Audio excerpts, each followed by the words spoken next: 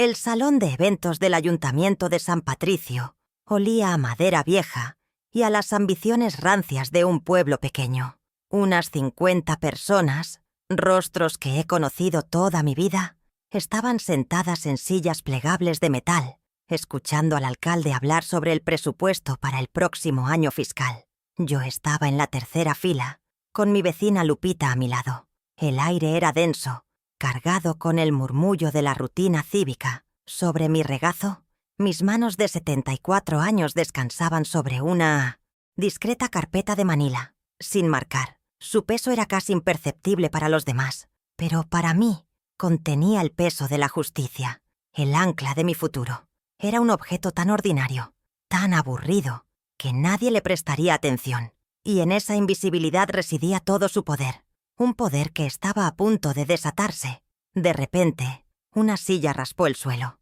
Mi yerno, Ricardo, se puso de pie, interrumpiendo al alcalde a mitad de una frase sobre la pavimentación de la calle principal. Sostenía una copa de vino, el líquido rojo brillando bajo las luces fluorescentes del salón. Su traje parecía un poco apretado en los hombros, y el reloj que lucía en su muñeca, una imitación barata de un Rolex, destelló con una luz falsa. Una sonrisa de tiburón se extendió por su rostro de 52 años. Una sonrisa que había aprendido a perfeccionar para encantar a los incautos y ocultar el vacío de su carácter. El silencio se apoderó de la sala mientras todos los ojos se volvían hacia él, esperando el motivo de su impertinente interrupción. Yo no necesité esperar. Sabía exactamente lo que venía. Y con el permiso de mi querida suegra, Elena, comenzó, su voz resonando con una falsa deferencia que me revolvió el estómago. Quiero brindar por la inminente venta de la Hacienda Morales. Un paso hacia el progreso para todos. Sus palabras cayeron como piedras en un estanque quieto. 50 pares de ojos se giraron hacia mí.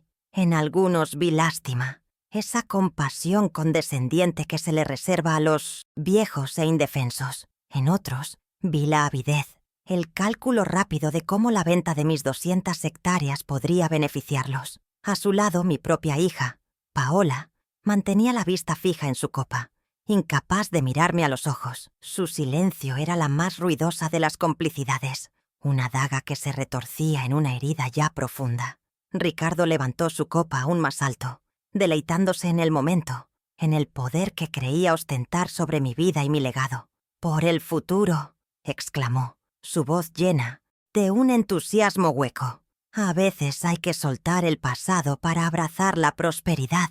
La prosperidad, su prosperidad, construida sobre los cimientos de mis sacrificios, regada con mis lágrimas». Sentí la mano de Lupita buscar la mía bajo la mesa. Un pequeño gesto de solidaridad en medio de la humillación pública. Su calor era un recordatorio de que no estaba completamente sola. Apreté su mano suavemente, un agradecimiento silencioso, mientras mantenía mi rostro sereno, una máscara de calma que había tardado décadas en perfeccionar. No le daría la satisfacción de ver mi dolor. Me incliné ligeramente hacia Lupita, lo suficiente para que solo ella pudiera oírme. Mi voz fue un susurro, tan afilado y frío como una astilla de hielo. «Déjalo que celebre», le dije, mis ojos fijos en la figura triunfante de mi yerno. «El eco de su copa vacía será lo único que le quede». Lupita me miró, y en sus ojos vi una mezcla de sorpresa y comprensión. Vio la chispa de acero que se negaba a extinguirse.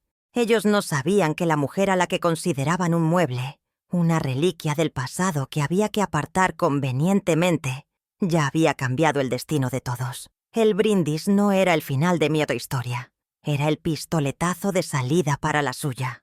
El sabor amargo del aire en el salón me transportó décadas atrás, a un tiempo donde el sacrificio era el pan de cada día. No construí simplemente un hogar. Levanté una fortaleza, ladrillo a ladrillo, con el mortero de mi sudor y la determinación de mi espíritu. Recordé las guardias dobles como enfermera jefe en el hospital central, el olor a antiséptico impregnado en mi uniforme y en mi piel. Durante 15 largos años, mis noches se confundían con los días, todo para pagar la hipoteca original de $85,000 por las primeras 50 hectáreas. Fue en 1985, una época en la que mi esposo y yo considerábamos la carne en la cena del domingo un lujo extravagante, una recompensa por una semana de trabajo implacable. Esa tierra no era solo un pedazo de suelo, era la materialización de nuestros sueños. En los años 90, cuando decidimos construir la casa principal, el dinero escaseaba. En lugar de contratar albañiles, nos convertimos en ellos. Recuerdo la sensación del cemento secándose en mis manos que estaban acostumbradas a la delicadeza de las suturas y al cuidado de los enfermos. Levantamos juntos cada pared de esos 250 metros cuadrados. Ahorramos más de $40,000 en mano de obra. Un dinero que no gastamos en lujos, sino que reinvertimos en la tierra, comprando el terreno colindante y expandiendo nuestro legado. Cada callo en mis manos era una medalla de honor. Luego llegó Ricardo, y con él, la primera grieta en los cimientos de nuestra fortaleza. Fue en 2018. Apareció en mi cocina una tarde, con la cara larga y una historia de deudas y mala suerte. Debía $25,000 de un préstamo que había usado para comprar un auto de lujo, un vehículo que no podía permitirse. Es por la imagen de la familia, Elena, me dijo, su voz untada de una falsa sinceridad. Quería que creyera que su vanidad era una inversión en nuestro futuro colectivo. Y yo, cegada por el amor a mi hija y el deseo de mantener la paz, pagué su deuda con los ahorros de mi jubilación. El agradecimiento que recibí fue una traición silenciosa y metódica. Poco después de que mi dinero salvara su reputación, Ricardo sugirió ayudarme con las finanzas de la hacienda. «Para que no te preocupes, suegra», dijo con esa sonrisa encantadora que reservaba para sus manipulaciones. Me quitó el acceso a las cuentas bancarias, prometiendo administrar todo con eficiencia.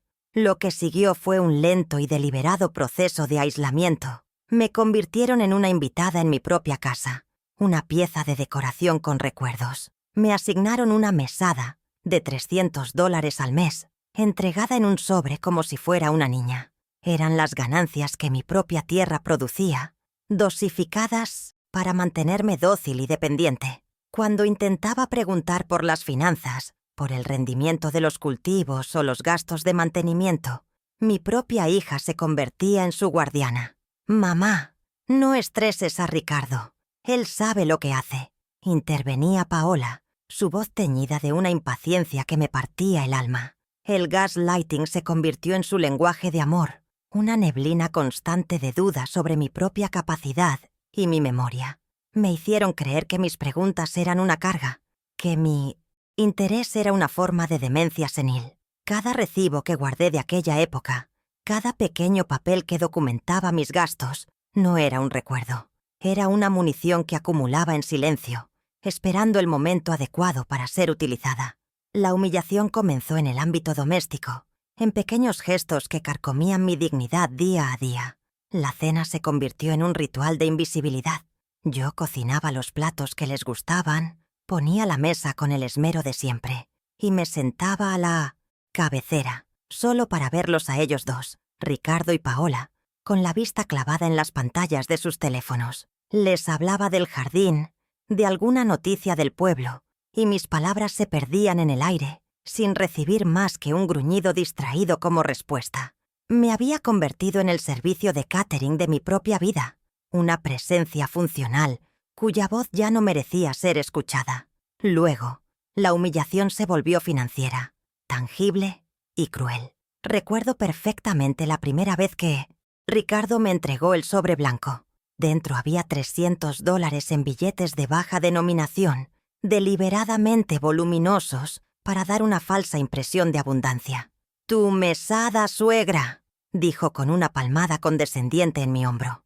El uso de esa palabra, mesada, fue una declaración de guerra. Redujo mi papel de propietaria y matriarca al de una dependiente, una niña que necesitaba que le administraran su dinero. Cada mes, el mismo ritual se repetía, y cada mes yo aceptaba el sobre con una sonrisa serena, mientras por dentro archivaba la ofensa junto a las demás. El siguiente nivel fue el asalto a mi patrimonio. Una tarde de domingo vi un dron sobrevolando la hacienda El zumbido de sus hélices era como el de un insecto carroñero. Desde el porche, observé cómo cartografiaba mi tierra, mis árboles, mi casa.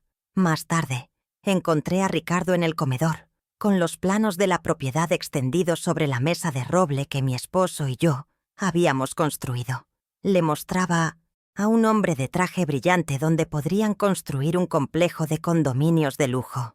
Hablaba de mi hogar como si fuera un terreno baldío, una oportunidad de negocio, borrando mi historia con cada palabra entusiasta sobre márgenes de beneficio y plusvalía. La humillación pública en la Junta del Pueblo fue la culminación de su estrategia. Querían pintarme como una anciana senil, un obstáculo para el progreso de San Patricio, una mujer caprichosa, aferrada al pasado. Necesitaban que la comunidad me viera como una carga para justificar sus acciones.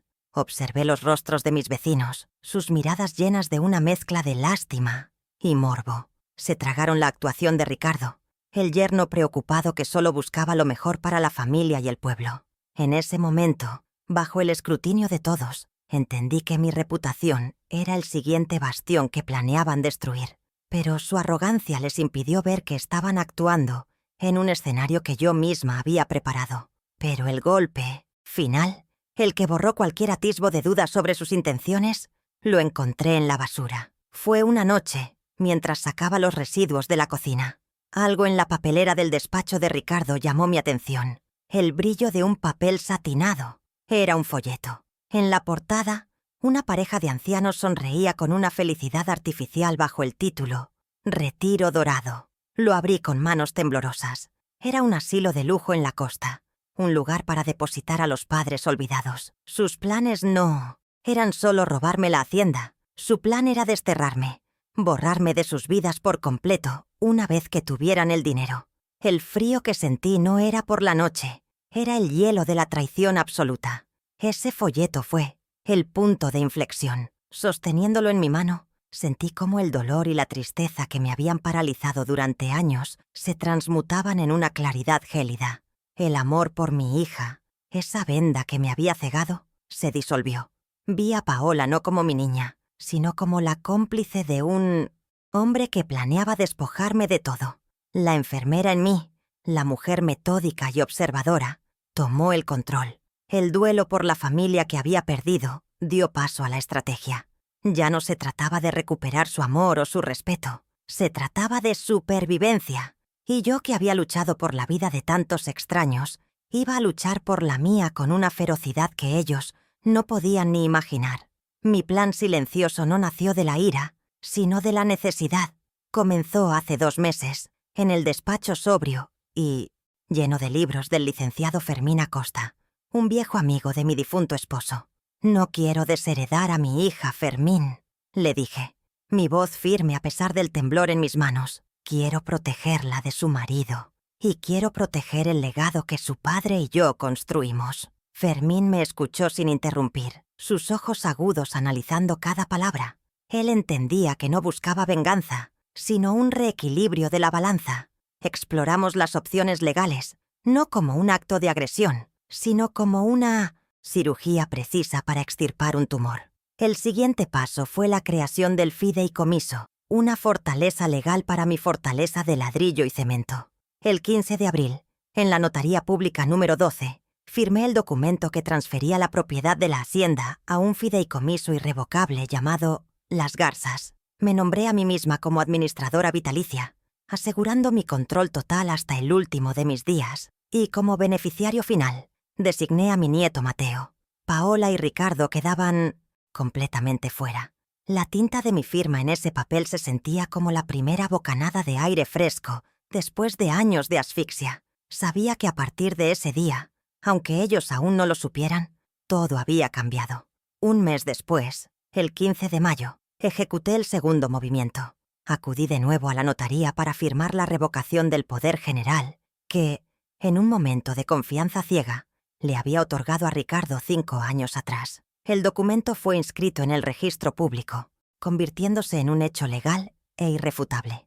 La clave de esta maniobra era el sigilo. La ley no exigía que se le notificara personalmente. Su poder se desvaneció en el aire sin que él siquiera lo sospechara. Siguió operando bajo la ilusión de una autoridad que ya no poseía, firmando documentos y haciendo promesas que no valían ni el papel en el que estaban escritas. Su arrogancia era mi mejor aliada. La última fase de la preparación fue la recopilación de evidencia. Aquí es donde mi nieto, Mateo, un joven de 18 años con una mente brillante para la tecnología, se convirtió en mi cómplice inesperado. Le conté una versión editada de la verdad, lo suficiente para que entendiera la urgencia. «Abuela, solo dime qué necesitas», dijo, su lealtad inquebrantable. En una tarde, sentados en mi cocina, me ayudó a acceder a las cuentas bancarias en línea. Descargamos 18 meses de extractos y con un marcador amarillo resalté cada transferencia sospechosa.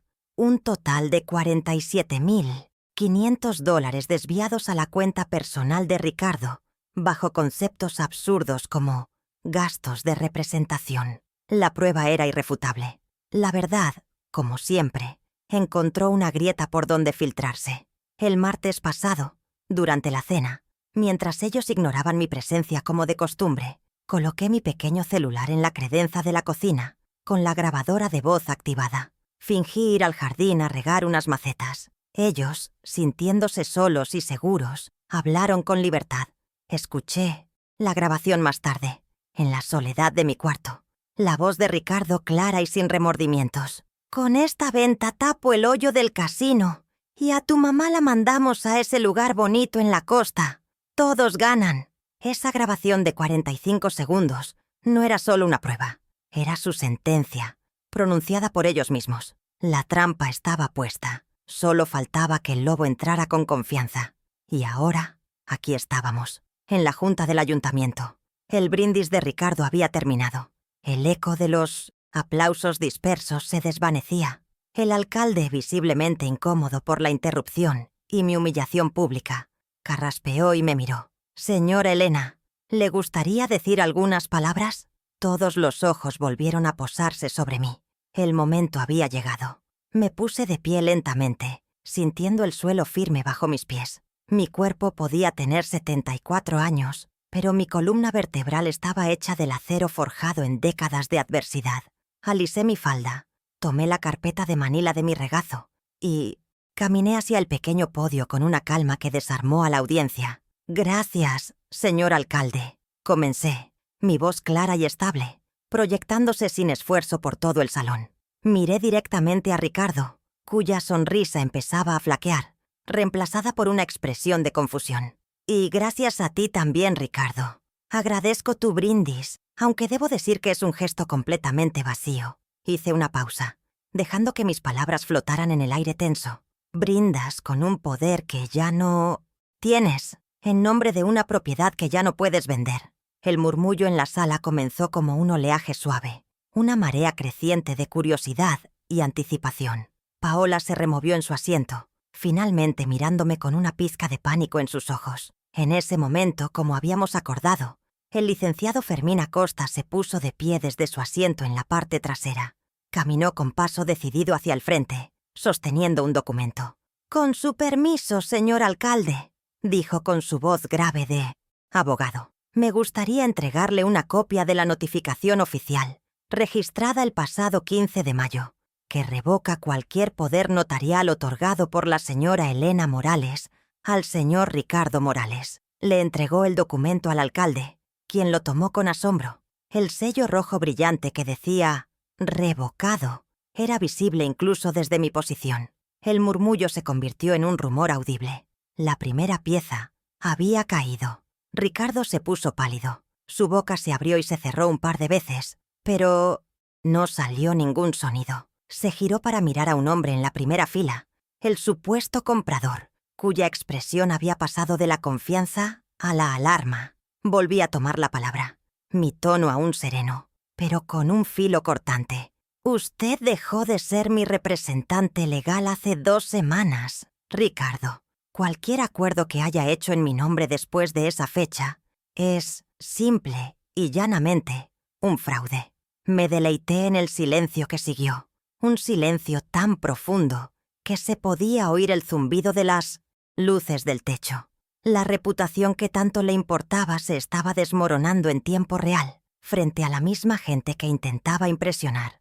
Y en cuanto a la venta de la hacienda Morales, continué, abriendo mi carpeta de Manila por primera vez, temo que el comprador se irá decepcionado esta noche. Saqué el primer documento, el acta constitutiva del fideicomiso.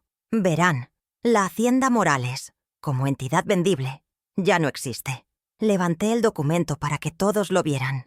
Les presento al fideicomiso Las Garzas, un patrimonio protegido, inembargable e invendible, administrado por mí y destinado a mi nieto. El supuesto comprador se levantó de su asiento abruptamente. La conmoción en la sala era palpable. Había construido un muro legal alrededor de mi legado, y ellos se acababan de estrellar contra él a toda velocidad. Creé este fideicomiso, expliqué, mi mirada recorriendo los rostros atónitos de mis vecinos, para proteger el patrimonio familiar de la propia familia. La ironía de mis palabras no pasó desapercibida. Ahora, el golpe final. Saqué mi teléfono celular del bolsillo y lo conecté a un pequeño altavoz que había traído conmigo. Pulsé el botón de reproducir. La voz de Ricardo llenó el silencio, nítida y condenatoria. Con esta venta tapo el hoyo del casino y a tu mamá la mandamos a ese lugar bonito en la costa. Todos ganan. El silencio que siguió a la grabación fue absoluto, pesado, sofocante. Paola finalmente se rompió. Un sollozo silencioso, sacudiendo su cuerpo. La verdad, en toda su crudeza, estaba expuesta para que todos la vieran. Las consecuencias fueron inmediatas y devastadoras para ellos. El comprador, un hombre de negocios de la ciudad, se levantó furioso. «¡Esto es un fraude!», gritó señalando a Ricardo. «Usted me aseguró que tenía el poder para vender. Mis abogados se pondrán en contacto con usted». Salió del salón dando un portazo, dejando a Ricardo solo, expuesto bajo la mirada de toda la comunidad. Su reputación, la moneda con la que compraba su estatus, se había convertido en cenizas. El eco del portazo fue el sonido de su mundo colapsando. Nadie en San Patricio volvería a confiar en él. Su nombre estaba manchado para siempre. Mientras Ricardo seguía paralizado por la humillación, el licenciado Acosta se acercó a él y le entregó otro sobre. «Señor Morales, esta es una notificación extrajudicial», dijo Fermín con una formalidad implacable. «Exige la restitución inmediata de los $47.500 desviados de las cuentas de la Hacienda. Tiene un plazo de 10 días hábiles para devolver la totalidad del monto. De lo contrario, iniciaremos acciones legales por malversación de fondos». Ricardo tomó el sobre como si quemara. No solo había perdido el gran premio, sino que ahora estaba legalmente obligado a devolver hasta el último centavo que había robado. La trampa se había cerrado por completo. Finalmente mi mirada se encontró con la de mi hija. Sus ojos estaban llenos de lágrimas, de vergüenza, de una súplica desesperada. «Mamá, por favor, no hagas esto», susurró, su voz apenas audible. «¿Qué va a decir la gente?». Su pregunta, tan centrada en las apariencias incluso en medio del desastre, me confirmó que había hecho lo correcto. «Ya me preocupé por lo que decía la gente durante 40 años, Paola», respondí, mi voz sin rastro de ira, solo una firmeza inquebrantable. «Ahora me preocupa lo que dice mi conciencia». Me acerqué a ella y le hablé en voz baja, pero mis palabras fueron mi ultimátum final, el golpe de gracia a la vida que conocían. «Las cerraduras de la casa principal serán cambiadas mañana a las 9 de la mañana», le dije, asegurándome de que Ricardo también escuchara. «Tienes hasta entonces para decidir de qué lado de la puerta quieres que estén tus cosas. Puedes quedarte, pero bajo mis reglas. Ricardo tiene prohibida la entrada a la propiedad a partir de este instante». Me di la vuelta sin esperar una respuesta y regresé a mi asiento junto a Lupita, quien me recibió con una mirada de profundo respeto. El murmullo en la sala se reanudó, pero ya no era de lástima hacia mí, sino de asombro. Había recuperado mi hogar, mi dinero y, lo más importante, mi voz. El terremoto había pasado. La noche siguiente a la junta del pueblo fue la más silenciosa que había vivido en años. Paola eligió quedarse. Sus cosas fueron movidas a uno de los cuartos de huéspedes, en el ala oeste de la casa. No hubo llantos ni discusiones, solo una aceptación sombría de la nueva realidad. Ricardo no apareció. Su presencia se había evaporado de la hacienda como si nunca hubiera existido. La comunicación entre Paola y yo era mínima, tensa, pero necesaria. Establecimos nuevas reglas, no escritas en papel, sino grabadas en el aire denso entre nosotras. Todas las finanzas, cada factura, cada decisión, pasaban exclusivamente por mis manos. El control había vuelto a su legítima dueña.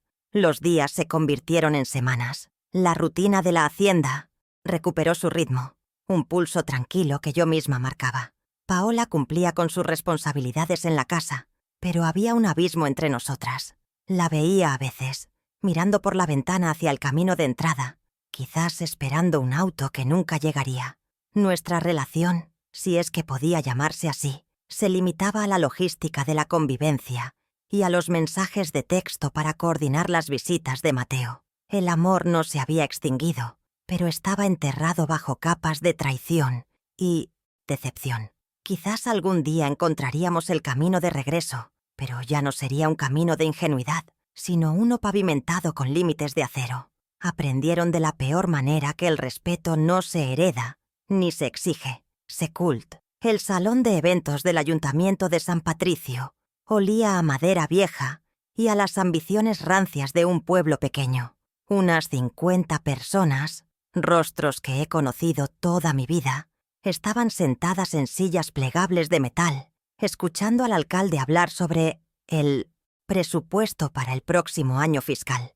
Yo estaba en la tercera fila, con mi vecina Lupita a mi lado. El aire era denso, cargado con el murmullo de la rutina cívica. Sobre mi regazo, mis manos de 74 años descansaban sobre una discreta carpeta de manila, sin marcar. Su peso era casi imperceptible para los demás, pero para mí contenía el peso de la justicia, el ancla de mi futuro. Era un objeto tan ordinario, tan aburrido, que nadie le prestaría atención, y en esa invisibilidad residía todo su poder. Un poder que estaba a punto de desatarse. De repente, una silla raspó el suelo. Mi yerno, Ricardo, se puso de pie, interrumpiendo al alcalde a mitad de una frase sobre la pavimentación de la calle principal. Sostenía una copa de vino, el líquido rojo brillando bajo las luces fluorescentes del salón. Su traje parecía un poco apretado en los hombros, y el reloj que lucía en su muñeca, una imitación barata de un Rolex, destelló con una luz falsa. Una sonrisa de tiburón se extendió por su rostro de 52 años, una sonrisa que había aprendido a perfeccionar para encantar a los incautos y ocultar el vacío de su carácter. El silencio se apoderó de la sala, mientras todos los ojos se volvían hacia él, esperando el motivo de su impertinente interrupción. Yo no necesité esperar, sabía exactamente lo que venía. Y con el permiso de mi querida suegra, Elena, comenzó, su voz resonando con una falsa deferencia que me revolvió el estómago. Quiero brindar por la inminente venta de la hacienda Morales, un paso hacia el progreso para todos. Sus palabras cayeron como piedras en un estanque quieto. 50 pares de ojos se giraron hacia mí. En algunos vi lástima, esa compasión condescendiente que se le reserva a los viejos e indefensos. En otros vi la avidez, el cálculo rápido de cómo la venta de mis 200 hectáreas podría beneficiarlos. A su lado, mi propia hija, Paola, mantenía la vista fija en su copa, incapaz de mirarme a los ojos. Su silencio era la más ruidosa de las complicidades, una daga que se retorcía en una herida ya profunda. Ricardo levantó su copa aún más alto, deleitándose en el momento, en el poder que creía ostentar sobre mi vida y mi legado. «¡Por el futuro!», exclamó, su voz llena de un entusiasmo hueco. «A veces hay que soltar el pasado para abrazar la prosperidad. La prosperidad, su prosperidad, construida sobre los cimientos de mis sacrificios, regada con mis lágrimas». Sentí la mano de Lupita buscar la mía bajo la mesa. Un pequeño gesto de solidaridad en medio de la humillación pública. Su calor era un recordatorio de que no estaba completamente sola. Apreté su mano suavemente, un agradecimiento silencioso, mientras mantenía mi rostro sereno, una máscara de calma que había tardado décadas en perfeccionar. No le daría la satisfacción de ver mi dolor. Me incliné ligeramente hacia Lupita, lo suficiente para que solo ella pudiera oírme. Mi voz fue un susurro, tan afilado y frío como una astilla de hielo. «Déjalo que celebre», le dije, mis ojos fijos en la figura triunfante de mi yerno. «El eco de su copa vacía será lo único que le quede». Lupita me miró, y en sus ojos vi una mezcla de sorpresa y comprensión. Vio la chispa de acero que se negaba a extinguirse. Vio que la mujer que todos compadecían en silencio no era una víctima, sino una estratega esperando pacientemente el momento preciso para mover su pieza final en un tablero que solo ella podía ver. Ella entendió que el verdadero espectáculo aún no había comenzado y que yo tenía el libreto. Ellos no sabían que la mujer a la que consideraban un mueble, una reliquia del pasado que había que apartar convenientemente, ya había cambiado el destino de todos. El brindis de Ricardo no era el final de mi historia. Era el pistoletazo de salida para la suya. Su arrogancia, su necesidad de pavonearse frente a todo el pueblo. Era el error de cálculo que yo había estado esperando. Creía que estaba sellando un negocio, pero en realidad estaba firmando su propia confesión, pública, una confesión de codicia y traición. Y yo, con la calma de una cazadora que ve a su presa caminar directamente hacia la trampa, simplemente esperaba. La carpeta en mi regazo se sentía un poco más pesada, lista para ser abierta. El sabor amargo del aire en el salón, mezclado con el perfume barato de algún asistente, me transportó décadas atrás, a un tiempo donde el sacrificio era el pan de cada día. Este momento de humillación pública no era un hecho aislado, sino la culminación de 1000 pequeñas traiciones, de un lento y metódico despojo. Para entender por qué esa carpeta de Manila contenía un terremoto, primero hay que entender la fortaleza que ellos intentaban demoler. Una fortaleza que no fue heredada, sino construida ladrillo a ladrillo, con el mortero de mi sudor y la determinación de mi espíritu. Una historia que ellos habían intentado borrar, pero que yo recordaba con una claridad implacable, con cada cifra y cada fecha grabada en mi memoria. Recordé las guardias dobles como enfermera jefe en el Hospital Central, un período de 15 años que comenzó en 1985 y que ahora parece otra vida. El olor a antiséptico y a sufrimiento se adhería a mi piel, un perfume que no se iba ni con el jabón más fuerte. Cada turno de 16 horas era un paso más para liquidar la hipoteca de $85,000 que firmamos por las primeras 50 hectáreas. Mi esposo, que en paz descanse, trabajaba de sol a sol en el campo, y nos encontrábamos al amanecer, exhaustos, pero unidos por un propósito. La carne en la mesa del domingo no era una costumbre, era una medalla, un trofeo ganado a pulso tras una semana de privaciones y trabajo incesante. Aquella tierra no fue un regalo, fue una conquista. Mi esposo y yo no solo compartíamos una cama, compartíamos un juramento silencioso. Cada centavo que no gastábamos en nosotros era una inversión en el futuro, en el legado que dejaríamos. Renunciamos a vacaciones, a autos nuevos, a las pequeñas comodidades que nuestros vecinos daban por sentadas. Nuestro lujo era sentarnos en el porche al atardecer, con los pies descalzos sobre la tierra que ya era nuestra, y ver cómo los árboles que habíamos plantado crecían, lentos pero firmes, como nuestro patrimonio. Esa austeridad no era una carga, era la disciplina de los constructores de sueños. Cada vez que Ricardo se quejaba de dinero, recordaba el peso de aquellas monedas ahorradas con tanto esfuerzo, y la bilis me subía por la garganta. Él nunca entendería el valor real de lo que intentaba vender. Luego vino la construcción de la casa principal, en los años 90. El presupuesto era ajustado, y los contratistas pedían una fortuna. Así que nos convertimos en arquitectos, ingenieros y albañiles. Recuerdo perfectamente la sensación del cemento secándose en mis manos que estaban entrenadas para la delicadeza de las suturas y la precisión de una inyección. Durante meses, mis palmas estuvieron ásperas y agrietadas, pero cada ladrillo que colocábamos en esos 250 metros cuadrados era un testimonio de nuestra voluntad. Ahorramos más de $40,000 en mano de obra, una cifra que para nosotros era astronómica. Esa casa no está hecha de ladrillos y cemento, está hecha de nuestra propia piel, de nuestros músculos adoloridos y de nuestra inquebrantable determinación. Ese dinero que ahorramos con nuestras propias manos No fue a parar a un banco, ni se gastó en caprichos. Apenas terminamos el techo, usamos hasta el último dólar para comprar el terreno colindante, expandiendo nuestro sueño de 50 a 200 hectáreas. Mi esposo solía decir que la tierra llama a la tierra, que un legado no se detiene en una cerca. Mientras otros construían muros para protegerse, nosotros derribábamos cercas para crecer. Esa expansión fue nuestra declaración de principios. El trabajo duro genera frutos, y esos frutos deben ser reinvertidos para sembrar un futuro aún más grande. Ricardo veía un terreno con potencial inmobiliario. Yo veía el mapa de nuestros sacrificios, un testamento viviente que él pretendía profanar con su codicia. La primera grieta en nuestra fortaleza apareció en 2018, con el rostro compungido de Ricardo. Llegó a mi cocina una tarde, oliendo a loción cara y a desesperación. Me habló de una deuda de $25,000, un préstamo que había solicitado para comprar un auto de lujo que no podía pagar. Sus palabras exactas fueron: «Es por la imagen de la familia, Elena. Necesitamos proyectar éxito». Me vendió su vanidad como si fuera una inversión en nuestro bienestar colectivo.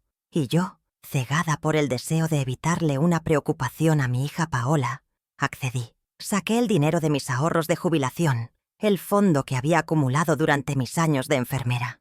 Pagué su irresponsabilidad con mi seguridad. Su agradecimiento fue el inicio de mi destierro. Poco después de que mi dinero salvara su reputación, Ricardo sugirió ayudarme con las finanzas de la hacienda. «Para que no te preocupes, suegra», dijo con esa sonrisa encantadora que reservaba para sus manipulaciones más viles. Me convenció de darle acceso total a las cuentas bancarias, prometiendo administrar todo con una eficiencia moderna que, según él, yo ya no poseía. Fue un golpe de estado silencioso. De la noche a la mañana, dejé de ser la dueña y me convertí en una pensionista en mi propio hogar. Me despojaron de mi autoridad con la excusa del cuidado. Me quitaron las llaves del reino diciéndome que era por mi propio bien. Su supuesta protección fue la jaula más sofisticada que jamás me construyeron. El aislamiento financiero se materializó en un ritual mensual de humillación. Cada primer viernes, Ricardo me entregaba un sobre blanco con $300. Lo llamaba «tu mesada», una palabra deliberadamente elegida para infantilizarme, para reducir mi rol de matriarca al de una niña dependiente. Recibía el dinero de las ganancias que mi propia tierra producía, dosificado como una limosna para mantenerme dócil y controlada. Aceptaba el sobre con una sonrisa serena, agradeciéndole con una cortesía que me quemaba por dentro. Pero cada uno de esos sobres, con su contenido de billetes pequeños para aparentar más volumen, lo guardaba. No el dinero, sino el recuerdo de la ofensa, archivándolo junto a las demás pruebas de su desprecio. El golpe más doloroso, sin embargo, provenía de mi propia hija. Cuando intentaba cuestionar los gastos o pedir un informe de los ingresos de la cosecha, Paola intervenía, de inmediato, como un escudo humano para su marido. «Mamá, por favor, no estreses a Ricardo. Él sabe perfectamente lo que hace», decía con un tono de impaciencia que me partía el alma. El gaslighting se convirtió en su lenguaje de amor. Me hacían dudar de mi memoria, de mi juicio. Mis preguntas, que antes eran las de una dueña informada, ahora eran presentadas como los desvaríos de una anciana confundida. Me estaban borrando lentamente, convenciendo a todos, y casi a mí misma, de que yo ya no era competente para gobernar mi propia vida. Pero no contaban con algo. Una enfermera jefe nunca deja de observar. Mi silencio no era sumisión, era recopilación de datos. Cada factura que encontraba en la basura, cada comentario condescendiente, cada extracto bancario que lograba ver de reojo, no era un recuerdo doloroso. Era una munición que acumulaba en secreto, clasificando y guardando cada pieza de evidencia con la misma meticulosidad con la que preparaba una bandeja de instrumentos para una cirugía a corazón abierto. Ellos creían que estaban desmantelando a una anciana frágil, pero en realidad estaban armando hasta los dientes a su verdugo. La trampa estaba puesta desde hacía mucho tiempo. Solo faltaba que el lobo, cegado por su propia arrogancia, entrara con confianza. La primera pieza de mi contraofensiva no la encontré en un documento legal ni en un extracto bancario, sino en la basura. Fue una noche de martes, mientras sacaba los residuos de la cocina. Algo en la papelera del despacho de Ricardo llamó mi atención. El brillo de un papel satinado. Era un folleto. En la portada, una pareja de ancianos sonreía con una felicidad artificial bajo el título Retiro Dorado. Lo abrí con manos temblorosas, el corazón martillándome contra las costillas. Era un asilo de lujo en la costa, con precios que ascendían a los $5.000 mensuales. Sus planes no eran solo robarme la hacienda, su plan era desterrarme, borrarme de sus vidas por completo, una vez que tuvieran el dinero en sus manos. El frío que sentí no era por la noche, era el hielo de la traición absoluta. Ese folleto fue la chispa que encendió la pólvora. Sosteniéndolo en mi mano, sentí cómo el dolor y la tristeza que me habían paralizado durante años se transmutaban en una claridad gélida y afilada. El amor por mi hija, esa venda que me había cegado, se disolvió. Vi a Paola no como mi niña, sino como la cómplice de un hombre que planeaba despojarme de todo. La enfermera en mí, la mujer metódica y observadora, tomó el control. El duelo por la familia que había perdido dio paso a la estrategia. A la mañana siguiente, con el folleto guardado en un sobre, hice la primera llamada en años que no fue para preguntar por mi nieto. Llamé al licenciado Fermín Acosta, el viejo amigo y colega de mi esposo. La reunión con Fermín tuvo lugar 2 meses antes de la junta del pueblo, en su despacho sobrio y lleno de libros. Le extendí el folleto del Retiro Dorado sobre su escritorio de caoba. Él lo miró, luego me miró a mí, y no necesitó más explicaciones. «No quiero desheredar a mi hija, Fermín», le dije, mi voz firme a pesar del temblor en mis manos. «Quiero protegerla de su marido, y quiero proteger el legado que su padre y yo construimos». Fermín me escuchó sin interrumpir, sus ojos agudos analizando cada palabra. Él entendía que no buscaba venganza, sino un reequilibrio de la balanza. Exploramos las opciones legales, no como un acto de agresión, sino como una cirugía precisa para extirpar un tumor maligno de la vida de mi familia. El primer documento que surgió de esa reunión fue el acta constitutiva del fideicomiso. El 15 de abril, en la Notaría Pública número 12, firmé el papel que transfería la propiedad total de la hacienda a una entidad legal inexpugnable, el fideicomiso Las Garzas. Me nombré a mí misma como administradora vitalicia, asegurando mi control total hasta mi último aliento.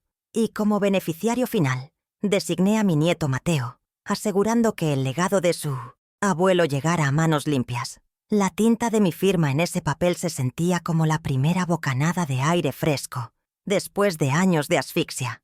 La hacienda, mi fortaleza, ahora estaba rodeada por un foso legal que Ricardo ni siquiera sabía que existía. Era la primera prueba, mi escudo. Un mes después, el 15 de mayo, ejecuté el segundo movimiento, esta vez ofensivo. Acudí de nuevo a la misma notaría para firmar la revocación del poder general que, en un momento de confianza ciega, le había otorgado a Ricardo 5 años atrás. El documento fue inscrito en el registro público esa misma tarde, convirtiéndose en un hecho legal e irrefutable. La clave de esta maniobra era el sigilo. La ley no exigía que se le notificara personalmente. Su poder se desvaneció en el aire sin que él siquiera lo sospechara. Siguió operando bajo la ilusión de una autoridad que ya no poseía, firmando documentos y haciendo promesas que no valían ni el papel en el que estaban escritas. Su arrogancia era mi mejor aliada, y este documento, mi espada. Con la fortaleza legal asegurada, necesitaba la munición para justificar mis acciones. Aquí es donde mi nieto Mateo, un joven de 18 años con una mente brillante para la tecnología, se convirtió en mi cómplice inesperado. Le conté una versión editada de la verdad, lo suficiente para que entendiera la urgencia de proteger nuestro patrimonio. «Abuela, solo dime qué necesitas», dijo, su lealtad inquebrantable. En una tarde, sentados en mi cocina con el olor a café recién hecho, me ayudó a acceder a las cuentas bancarias en línea. Fue sorprendentemente fácil. Ricardo, en su soberbia, nunca cambió las contraseñas que yo misma había creado años atrás. La puerta a sus secretos financieros estaba abierta de par en par. Descargamos 18 meses de extractos bancarios. Mientras los archivos PDF se cargaban en la pantalla de su laptop, mi pulso se mantuvo tranquilo, el de una enfermera leyendo un historial clínico. Con un marcador amarillo, comencé a resaltar cada transferencia sospechosa, cada retiro injustificado. La cifra final fue escalofriante. $47.500 desviados a la cuenta personal de Ricardo, bajo conceptos absurdos como gastos de representación o consultoría estratégica. Eran $1.200 en el restaurante La Cava el 5 de febrero, el mismo día que me dijo que no había dinero para reparar el tractor. Cada línea resaltada era un clavo más en su ataúd financiero. Mateo imprimió cada página, creando una pila de evidencia tangible. Pero me faltaba la prueba del corazón de su traición, la que expondría no solo su crimen, sino su alma podrida. La oportunidad llegó el martes pasado, durante la cena. Mientras ellos ignoraban mi presencia como de costumbre, con la vista clavada en las pantallas de sus teléfonos, coloqué mi pequeño celular en la credenza de la cocina, con la grabadora de voz activada. Fingí ir al jardín a regar unas macetas que se estaban secando. Me aseguré de que la puerta quedara entreabierta, permitiendo que el micrófono captara sus voces con claridad. Ellos, sintiéndose solos y seguros en el nido que yo había construido, hablaron con una libertad que sería su perdición. Regresé 10 minutos después, apagué la grabación y guardé el teléfono en mi bolsillo. Esa noche, en la soledad de mi cuarto, con la puerta cerrada con llave, me puse los audífonos y escuché. La voz de Ricardo, clara y sin remordimientos, llenó mis oídos. Con esta venta tapo el hoyo del casino y a tu mamá la mandamos a ese lugar bonito en la costa. Todos ganan. Escuché la respuesta de mi hija. Un suspiro de resignación. Un débil «¿si no hay de otra?» Su complicidad silenciosa fue la daga final. Guardé el archivo de audio de 45 segundos, una joya de pura maldad. Era su sentencia, pronunciada por ellos mismos. No había ambigüedad, no había espacio para la duda. Era la prueba irrefutable de su intención, el porqué detrás de todo el engaño. Con la grabación en mi poder, mi arsenal estaba completo. Dentro de la discreta carpeta de Manila, ahora descansaban las 4 columnas de mi plan. Primero, el acta del fideicomiso, el escudo que declaraba mi propiedad inexpugnable. Segundo, la revocación del poder notarial, la espada que convertía cada uno de sus actos recientes en un fraude. Tercero, los extractos bancarios resaltados, el registro meticuloso de su codicia, cuantificando el robo en $47.500. Y por último, el archivo de audio, la confesión que revelaba la oscuridad de sus intenciones. Cada documento, cada prueba, estaba en su lugar, esperando el escenario perfecto para ser revelado. Mientras me sentaba en la junta del ayuntamiento, escuchando el murmullo de mis vecinos, sentí el peso de esa carpeta en mi regazo. No era el peso del papel, sino el de la justicia que estaba a punto de ser servida. Ricardo, en su ceguera, creía que ese evento público era su coronación, el momento en que se presentaría ante San Patricio como el visionario que traería el progreso. No podía imaginar que él no era el director de la obra, sino el actor principal de una tragedia que yo había escrito para él. Cada una de sus palabras arrogantes, cada gesto de suficiencia, no hacía más que tensar la cuerda de la horca que él mismo se había colocado al cuello. La verdad siempre encuentra una grieta por donde salir. Durante 2 años, ellos habían sellado cada ventana, cada puerta, tratando de ahogarme en el silencio y la duda. Pero se olvidaron de la más pequeña de las aberturas, su propia soberbia. Subestimaron a la mujer que les cocinaba, a la anciana que creían haber neutralizado. No vieron que mi silencio no era aceptación, era observación. Mi paciencia no era permiso, era preparación. La trampa estaba puesta, cada pieza de evidencia cuidadosamente colocada. Solo faltaba que el lobo, cegado por su propia arrogancia y el brillo del vino en su copa, diera el paso final y activara el mecanismo. Y justo en ese momento se puso de pie. El papel satinado del folleto se sentía frío y resbaladizo bajo mis dedos. Retiro dorado, prometía el título sobre la foto de una pareja de ancianos sonrientes, con el mar de fondo. Lo había encontrado en la papelera del despacho de Ricardo, una noche, y su mensaje era inequívoco.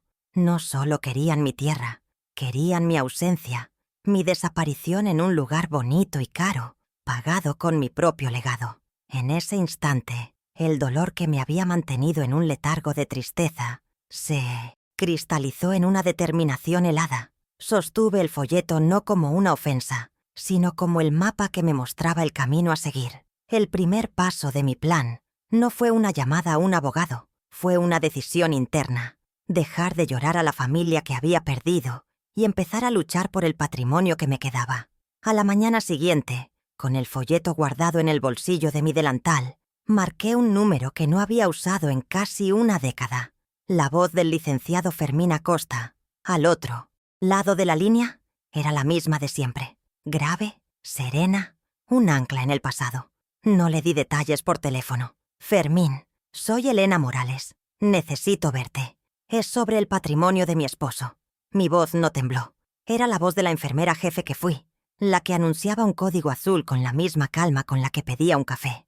Acordamos vernos al día siguiente. Colgué el teléfono y miré por la ventana de la cocina. El sol se levantaba sobre mis tierras, sobre las 200 hectáreas que ellos veían como un cheque en blanco. Pero yo veía un campo de batalla y acababa de llamar a mi general. El despacho de Fermín olía a cuero y a la confianza que solo dan los libros viejos. Le extendí el folleto del Retiro Dorado sobre su escritorio de caoba. Él lo miró, leyó el título y luego levantó la vista hacia mí. No necesitó más explicaciones para entender la urgencia. «No quiero desheredar a mi hija, Fermín», le dije. Mis palabras precisas, quirúrgicas. Quiero protegerla de su marido. Y quiero proteger el legado que su padre y yo construimos con nuestras propias manos. Le conté todo. El poder notarial que firmé por confianza. La mesada, humillante. El aislamiento financiero. No hablé con la voz de una víctima, sino con la de una cliente presentando un caso. Él escuchó, asintiendo lentamente, sus ojos agudos viendo más allá de mis arrugas, la mente metódica que se negaba a rendirse. Fermín no me ofreció consuelo, me ofreció herramientas. «Hay 2 movimientos clave, Elena», dijo, juntando las yemas de sus dedos. «El primero es defensivo, un fideicomiso. Pondremos la hacienda en una caja fuerte legal, donde tú tienes la única llave. El segundo es ofensivo, la revocación de su poder. Le quitaremos el arma de la mano sin que se dé cuenta». El plan era simple, elegante y despiadado. Se basaba en la ley y en la arrogancia de Ricardo. Durante las siguientes semanas, trabajamos en silencio. Fermín redactó los documentos mientras yo seguía desempeñando mi papel de anciana, dócil en casa, sirviendo la cena, sonriendo ante sus desprecios. Cada sonrisa era una máscara que ocultaba el tic-tac de una bomba de tiempo. El 15 de abril fue el primer día del resto de mi vida. En la Notaría Pública número 12, un lugar impersonal con olor a papel y tinta, firmé el acta constitutiva del fideicomiso Las Garzas. Elegí ese nombre porque las garzas eran las aves favoritas de mi esposo. Siempre decía que eran elegantes, pacientes y mortales para los peces desprevenidos. Al estampar mi firma, sentí que levantaba el primer muro de mi nueva fortaleza. La propiedad, valorada en $2.2 millones, dejaba de ser un bien a mi nombre para convertirse en un patrimonio protegido, inembargable e invendible, con mi nieto Mateo como beneficiario final y yo como administradora vitalicia. Legalmente, la hacienda que Ricardo creía estar vendiendo había dejado de existir. Mientras Ricardo seguía mostrando los planos de la propiedad a posibles compradores, haciendo promesas sobre un terreno que ya no le pertenecía a nadie que pudiera vendérselo, yo guardaba una copia del fideicomiso en un lugar seguro. Él estaba vendiendo aire, una ilusión. Cada reunión que tenía, cada apretón de manos, cada acuerdo verbal, era un paso más hacia el abismo del fraude, un abismo que él mismo estaba cavando con entusiasmo. Yo había construido el muro legal que protegería mi legado para siempre. Ahora era el momento de afilar la espada que cortaría de raíz su poder y su soberbia. El segundo movimiento estaba programado con la precisión de un relojero. Exactamente un mes después, el 15 de mayo, Regresé a la misma notaría. Esta vez, el documento que firmé era más corto, más directo. Era la revocación oficial del poder general que le había otorgado a Ricardo 5 años atrás. El notario estampó el sello y lo envió para su inscripción en el registro público esa misma tarde. La belleza de este movimiento residía en su sigilo. La ley no exigía que se le notificara personalmente. La inscripción pública era suficiente. Su autoridad para actuar en mi nombre se había disuelto en el aire, como el humo de una vela apagada. Él seguía creyendo que tenía el poder de firmar, de decidir, de vender. Su autoridad se había convertido en polvo, y él seguía creyendo que llevaba una corona. Con el poder revocado, cada documento que Ricardo firmaba en mi nombre, cada contrato preliminar, cada promesa de venta, se convertía automáticamente en un acto de fraude. Estaba construyendo un castillo de naipes sobre una mesa que se tambaleaba, y yo era la única que sabía que el suelo iba a desaparecer bajo sus pies. Mi paciencia ya no era una debilidad, era una estrategia. Le estaba dando la soga suficiente para que él mismo se ahorcara. Dejé que celebrara sus pequeñas victorias, que alardeara de sus conexiones, que se sintiera el dueño del mundo, porque sabía que su caída sería directamente proporcional a la altura desde la que creía estar volando. Y yo estaría allí para verlo. Aterrizar. La última fase de la preparación requería una munición más personal, más irrefutable.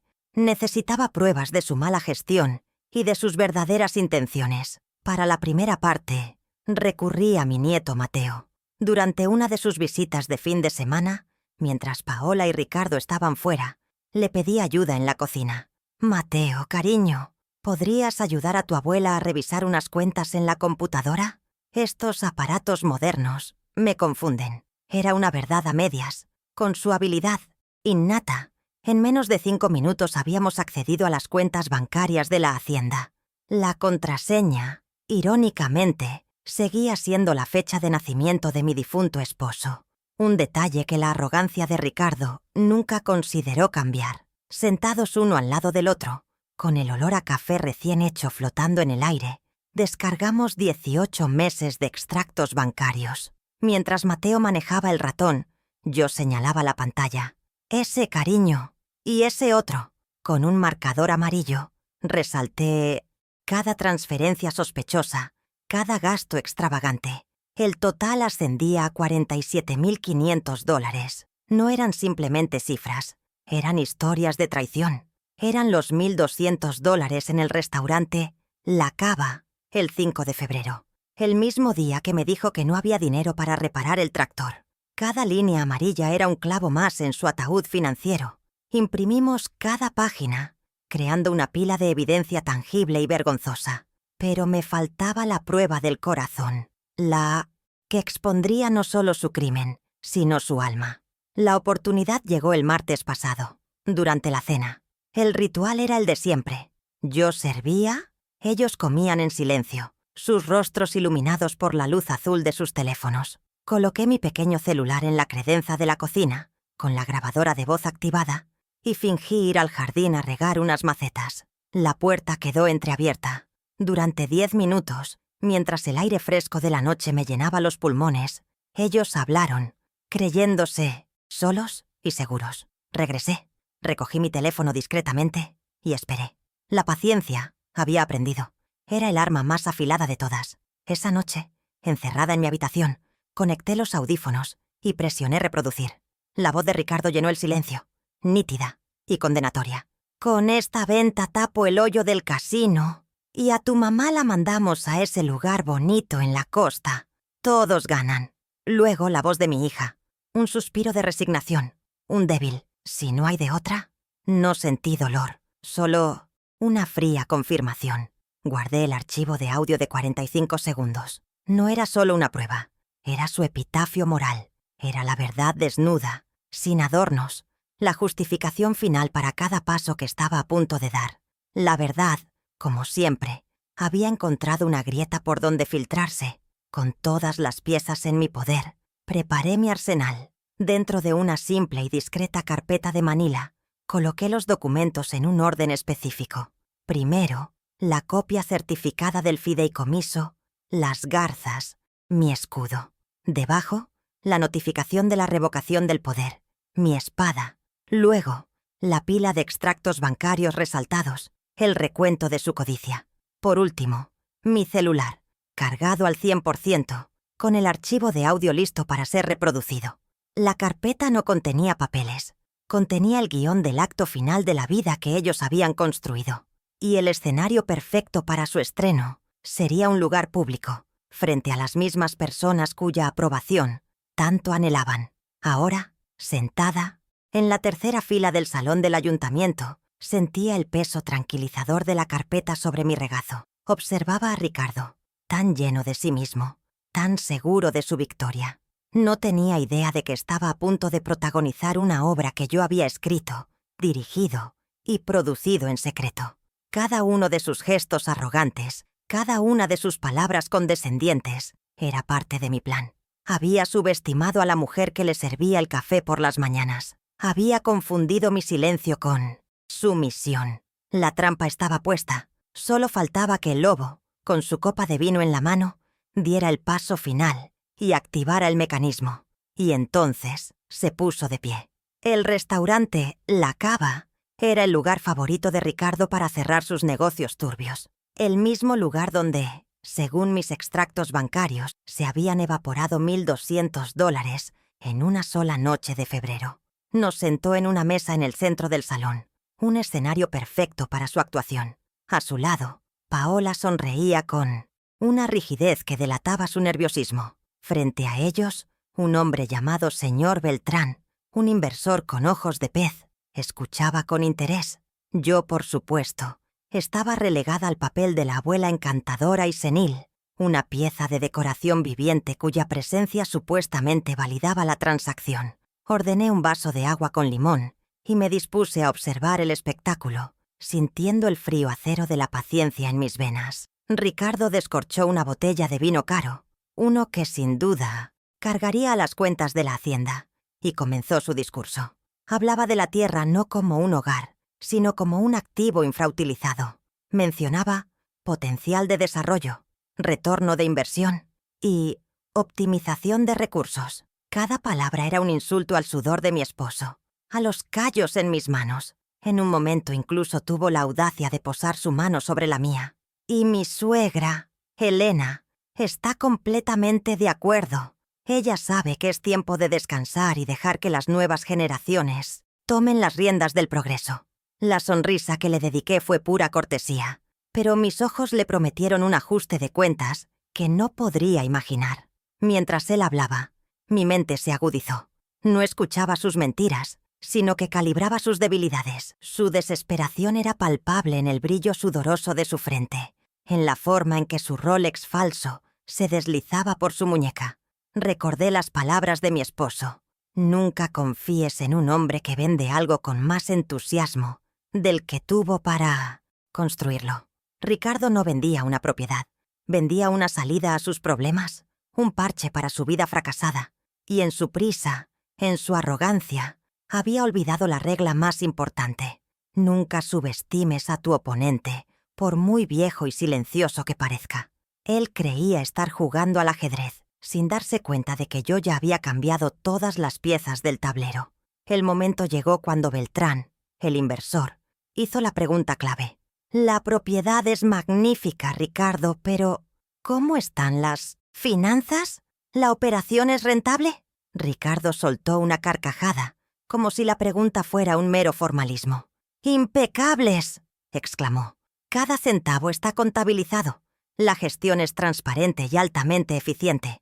No hay un solo gasto superfluo. Hizo una pausa para tomar un sorbo de vino, deleitándose en su propia mentira.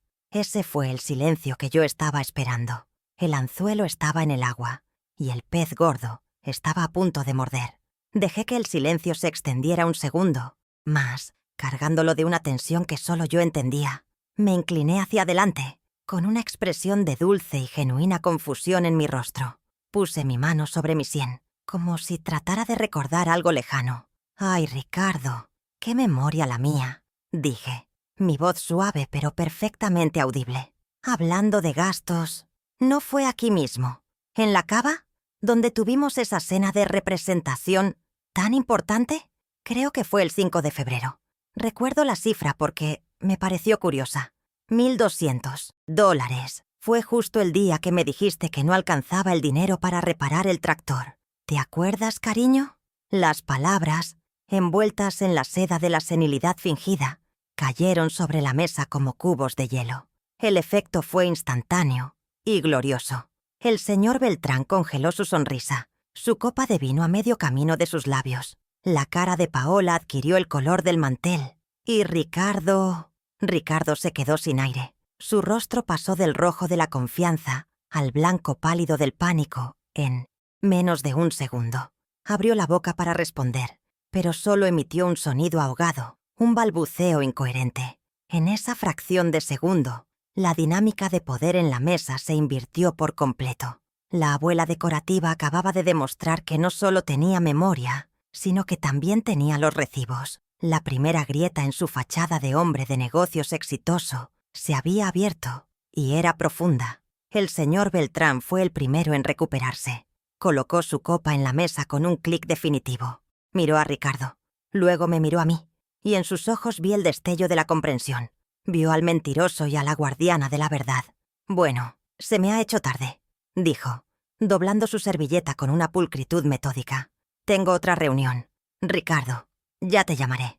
No lo haría.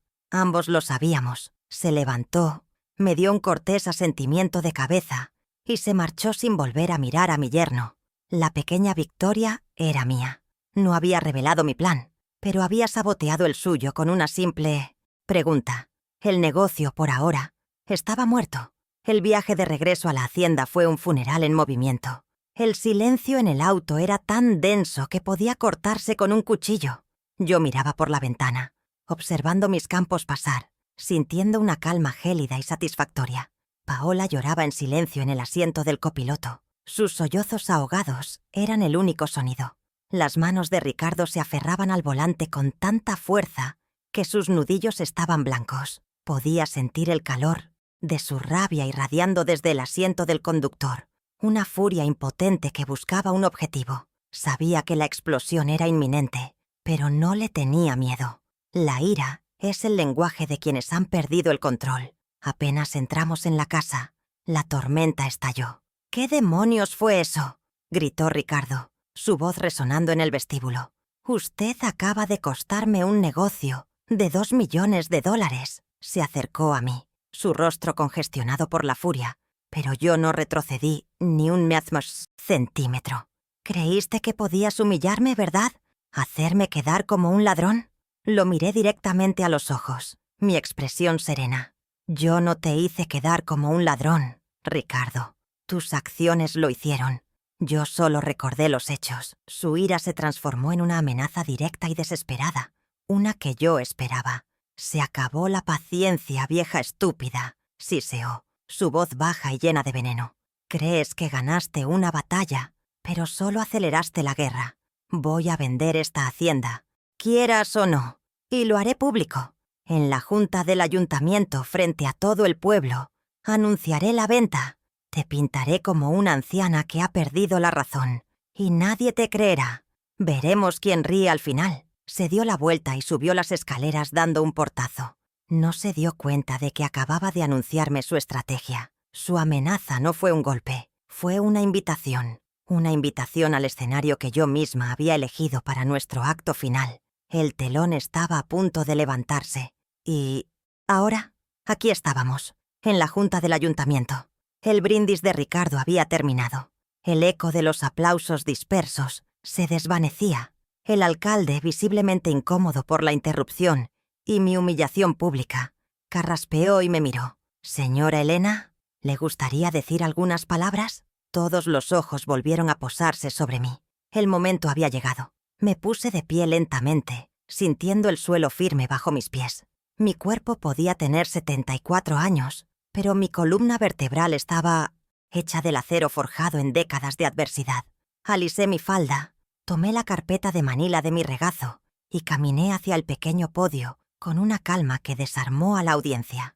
El silencio se hizo denso, expectante. Coloqué la carpeta sobre el atril de madera y mis manos descansaron sobre ella.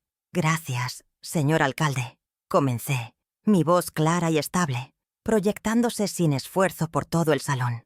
Miré directamente a Ricardo, cuya sonrisa empezaba a flaquear, reemplazada por una expresión de confusión.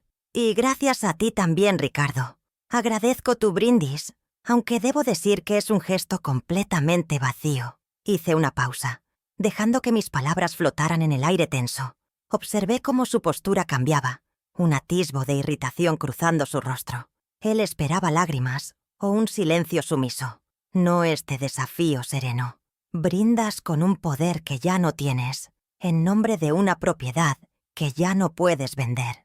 El murmullo en la sala comenzó como un oleaje suave, una marea creciente de curiosidad y anticipación. Paola se removió en su asiento, finalmente mirándome con una pizca de pánico en sus ojos. En ese momento, como habíamos acordado, el licenciado Fermín Acosta se puso de pie desde su asiento en la parte trasera. Su traje oscuro y su paso decidido cortaron el aire de la sala.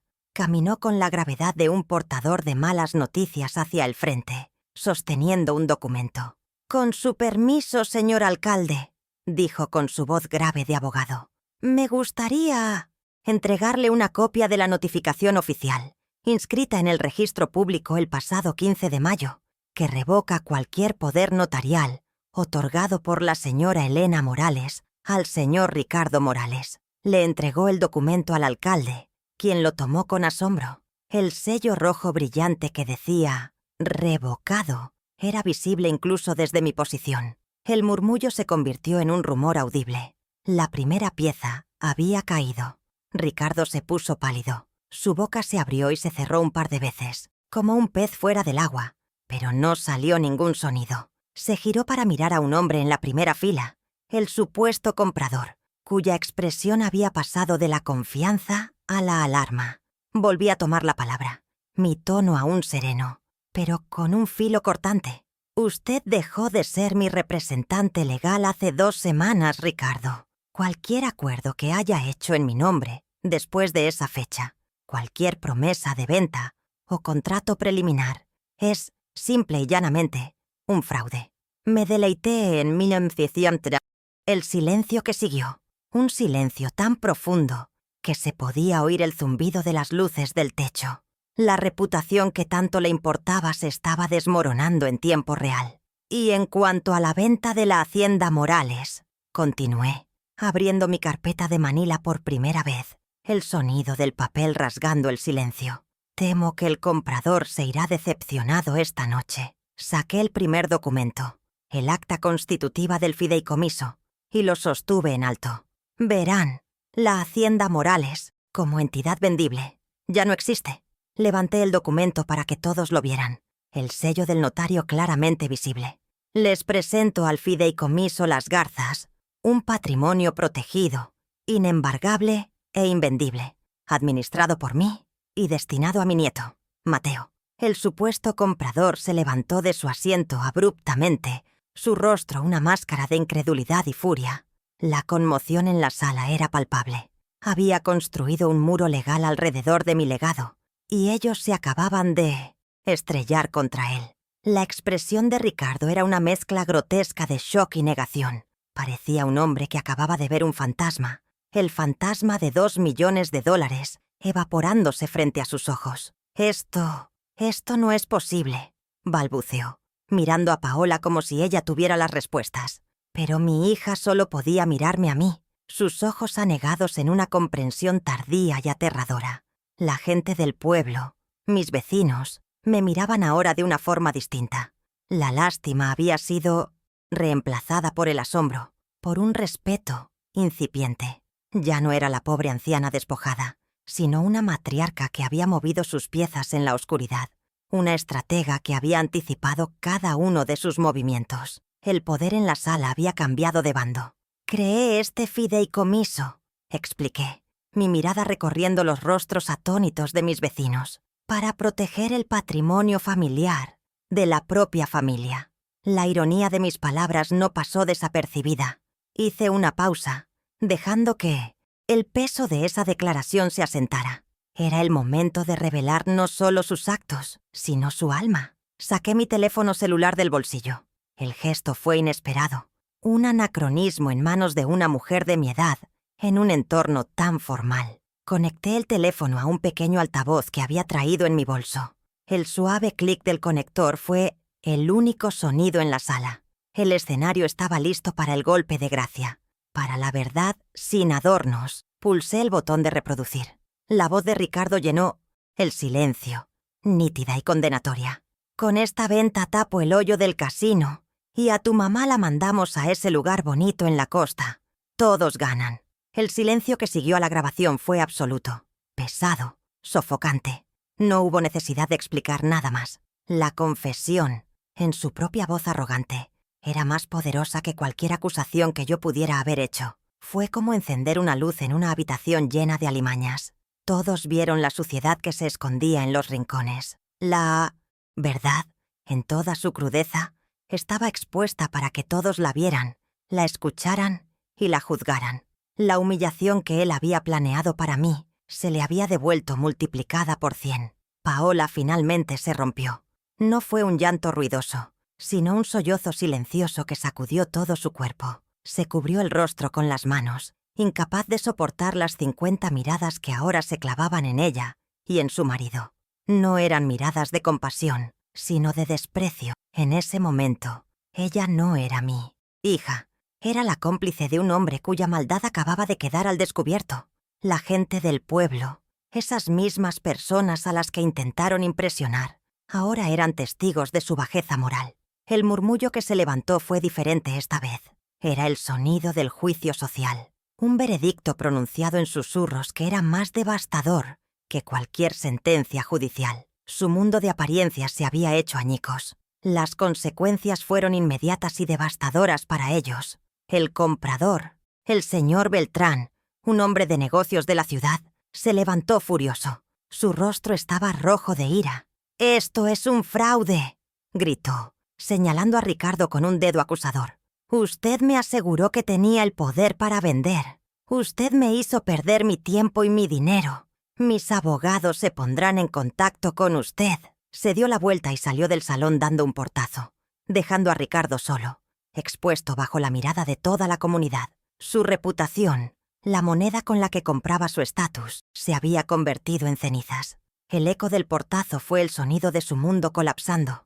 Nadie en San Patricio volvería a confiar en él. Mientras Ricardo seguía paralizado por la humillación, el licenciado Acosta se acercó a él. Con una formalidad implacable, le entregó otro sobre. Esta vez, uno de aspecto oficial. «Señor Morales, esta es una notificación extrajudicial», dijo Fermín, su voz proyectándose con claridad.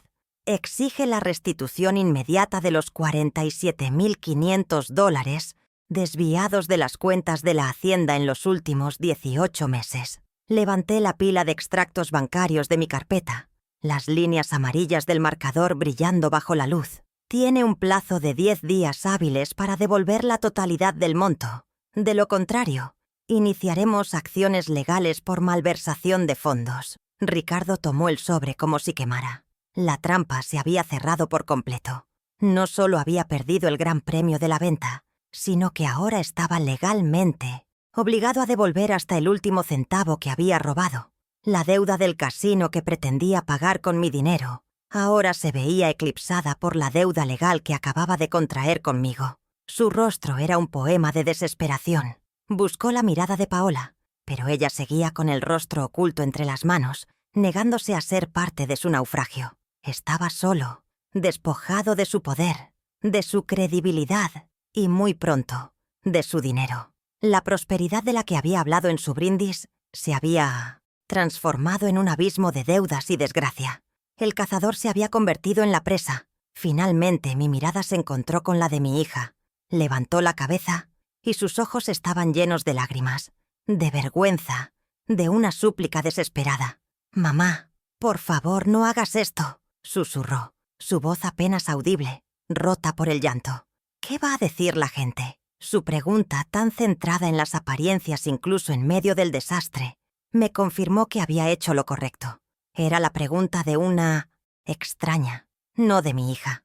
Me acerqué a ella, pasando junto a la figura petrificada de su marido, y le hablé en voz baja, pero mis palabras fueron mi ultimátum final, el golpe de gracia a la vida que conocían y que tanto se esforzaban por mantener. Ya me preocupé por lo que decía la gente durante 40 años, Paola, respondí, mi voz sin rastro de ira, solo una firmeza inquebrantable. Ahora me preocupa lo que dice mi conciencia. Me incliné un poco más. Las cerraduras de la casa principal serán cambiadas mañana a las 9 de la mañana. Tienes hasta entonces para decidir de qué lado de la puerta quieres que estén tus cosas. Puedes quedarte, pero será bajo mis reglas. Ricardo tiene prohibida la entrada a la propiedad a partir de este instante. Es tu decisión. No esperé una respuesta. No había nada más que decir. La elección era suya, pero las condiciones eran mías. El control había regresado a su legítima dueña. Me di la vuelta sin volver a mirarlos y regresé a mi asiento junto a Lupita, quien me recibió con una mirada de profundo respeto y una mano que apretó la mía con fuerza. Recogí mi bolso y mi ahora vacía carpeta de manila del podio. El murmullo en la sala se reanudó, pero ya no era de lástima hacia mí, sino de asombro y admiración.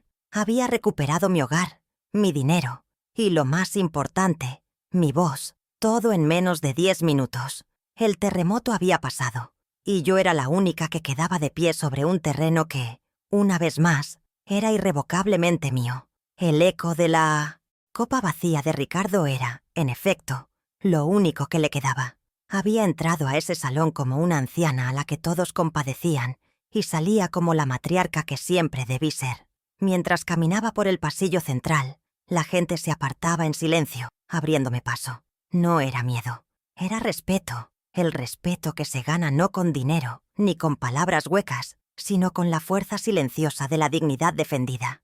Al llegar a la puerta, me detuve un instante y miré hacia atrás. Vi a Ricardo, solo y derrotado en medio de la sala, con el sobre de la notificación en la mano como si fuera una sentencia de muerte.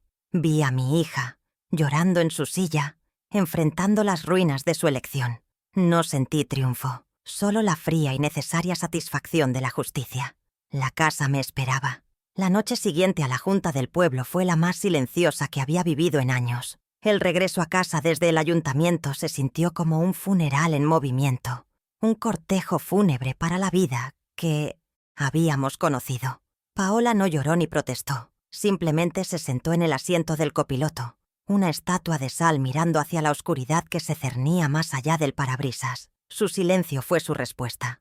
Cuando detuve el auto frente a la casa, ella bajó sin decir una palabra y entró detrás de mí, dejando la puerta abierta como si esperara a alguien que nunca más cruzaría ese umbral. Esa noche, por primera vez en mucho tiempo, dormí profundamente, sintiendo el peso de mi propia casa, asentándose de nuevo sobre sus verdaderos cimientos, los que yo había construido. A las 9 en punto de la mañana siguiente, el cerrajero llegó, un hombre joven y eficiente que no hizo preguntas. El sonido del taladro al remover la vieja cerradura de la puerta principal fue extrañamente catártico, un ruido agudo que borraba años de concesiones y humillaciones silenciosas. Observé cómo el cilindro de metal gastado caía en su mano, y con él todo el poder falso que Ricardo había ostentado. El clic metálico de la nueva cerradura al encajar en su lugar fue el sonido más satisfactorio que había escuchado. Era el sonido de una frontera que se establecía, una declaración de soberanía. Le pagué al cerrajero, le di las gracias y me quedé con el nuevo juego de llaves en la palma de mi mano. Pesaban más que el metal, pesaban a libertad. Paola no dijo una palabra cuando vio las llaves nuevas sobre la mesa de la cocina. Simplemente asintió y, durante el transcurso del día, movió sus pertenencias del dormitorio principal al cuarto de huéspedes del ala oeste. La vi cargar cajas con ropa, libros y los pequeños adornos que habían definido su espacio compartido con Ricardo. El cuarto de huéspedes era cómodo y limpio, pero era innegablemente un espacio para visitantes, un lugar temporal. La distancia física entre nuestras habitaciones, separadas ahora por un largo pasillo, se convirtió en un reflejo tangible de la distancia emocional que nos separaba. No había hostilidad en el aire, solo una aceptación sombría y pesada de que el mapa de nuestro hogar y de nuestra familia había sido redibujado para siempre. La conversación sobre las nuevas reglas tuvo lugar 2 días después, en la cocina, mientras preparábamos el café. No fue una discusión, fue una directiva. Las finanzas, Paola, ahora las manejo yo. Exclusivamente, le dije, mi voz tranquila pero inquebrantable. Todas las facturas de la casa y de la finca vendrán directamente a mi despacho. Tus gastos personales, razonables, serán cubiertos, pero cada centavo será registrado. No habrá más cuentas conjuntas ni tarjetas de crédito a nombre de la Hacienda. Ella solo asintió, con la vista fija en su taza. No estaba castigándola, estaba protegiendo lo que quedaba, construyendo un cortafuegos contra el tipo de incendio que casi nos había consumido a todos. El control había vuelto a su legítima dueña. Las pertenencias de Ricardo fueron empacadas en cajas de cartón y apiladas ordenadamente en el porche. Le envié un único mensaje de texto a Paola, que ella debió reenviarle a él. Tus cosas están en el porche. Tienes hasta el viernes para recogerlas. No vino el mismo. El jueves por la tarde, un servicio de mensajería anónimo llegó en una camioneta sin marcar y se llevó las cajas. Observé desde la ventana de la cocina cómo el último vestigio de su presencia era cargado y transportado lejos de mi vista. Su cobardía final, su incapacidad para enfrentar las consecuencias de sus actos cara a cara, fue la confirmación definitiva de su carácter.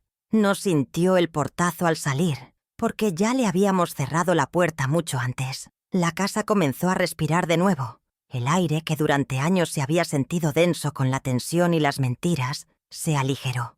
Desapareció el olor penetrante de su loción cara, el sonido de sus llamadas de negocios a gritos, la presencia opresiva de su ego llenando cada habitación. Por las mañanas, en lugar de los canales de noticias financieras, volví a poner la música clásica que a mi esposo y a mí tanto nos gustaba. La rutina de la hacienda recuperó su ritmo natural, un pulso tranquilo que yo misma marcaba. Comencé a pasar más tiempo en el jardín, sintiendo la tierra en mis manos, no como una carga o una responsabilidad, sino como una reconexión con la fuente de mi propia fuerza. Nuestra comunicación sobre Mateo, el único puente que quedaba intacto entre nosotras, se redujo a la eficiencia fría de los mensajes de texto. Mateo quiere ir a la hacienda el sábado. ¿A qué hora lo llevo? Escribía ella. A las 10 está bien. Que traiga sus botas para el campo, respondía yo. Eran intercambios funcionales, desprovistos de emoción, pero necesarios. El amor por mi nieto era el territorio neutral donde aún podíamos encontrarnos. Un armisticio silencioso, en medio de la Guerra Fría, que se había instalado en nuestro hogar. Él era la prueba viviente de que algo bueno todavía podía crecer de las raíces de una familia rota, y por él mantendríamos esa frágil paz. Las semanas se deslizaron una tras otra, convirtiendo la nueva dinámica en una rutina establecida. Paola se mantuvo en su rincón del mundo, cumpliendo con sus responsabilidades en la casa con una eficiencia silenciosa.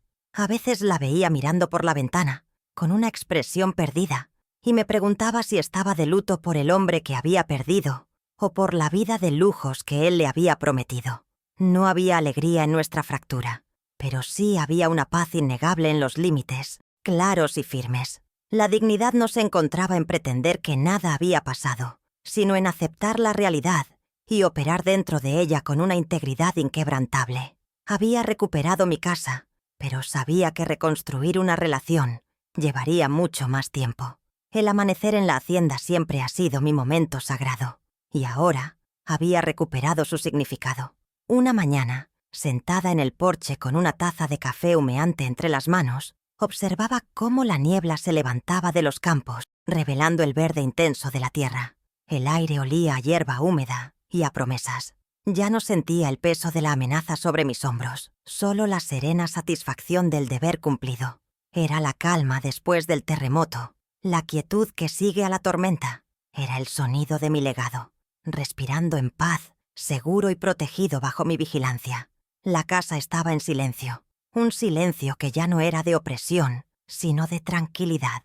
Mi nieto Mateo salió a reunirse conmigo, con su propio tazón de cereal en las manos. Se sentó a mi lado, en la vieja mecedora de su abuelo. y durante un rato permanecimos en un silencio cómodo, simplemente observando el día nacer. Él había sido testigo de la tensión de los últimos años, había visto las grietas formarse, pero nunca había preguntado directamente. Esa mañana, sin embargo, algo había cambiado en su mirada. Rompió el silencio con una voz suave, casi reverente. «Abuela», dijo girándose hacia mí, «cuéntame la historia de la hacienda. La historia, de verdad, desde el principio. Quiero saberlo todo». Y por primera vez en años, hablé. Le conté la historia completa, sin ser interrumpida, sin que nadie minimizara mis palabras o pusiera en duda mi memoria. Le hablé de las guardias dobles en el hospital, de la sensación del cemento secándose en mis manos junto a las de su abuelo, de cada sacrificio y cada pequeña victoria. Le conté cómo cada árbol que veía había sido plantado con un propósito, cómo cada hectárea de tierra representaba un año de trabajo incansable. Mientras las palabras fluían, sentí que no solo le estaba entregando un legado de tierra, sino también un legado de verdad. Mateo escuchaba, con los ojos muy abiertos y una sonrisa genuina, la primera en mucho tiempo, se dibujó en mi rostro. Terminé mi relato cuando el sol ya estaba alto en el cielo, calentando nuestros rostros. Mateo no dijo nada por un momento, simplemente asimiló el peso y la belleza de todo. Luego asintió, una mirada de profundo entendimiento en sus ojos. En ese instante supe que la hacienda estaría en buenas manos. El ciclo de sacrificio y protección se había completado. Mi historia, la verdadera, ahora vivía en la siguiente generación. Aprendieron de la peor manera que el respeto no se hereda, ni se exige, se cultiva. Y el silencio de una mujer que observa, a veces, es solo la tierra tomando aire antes del terremoto.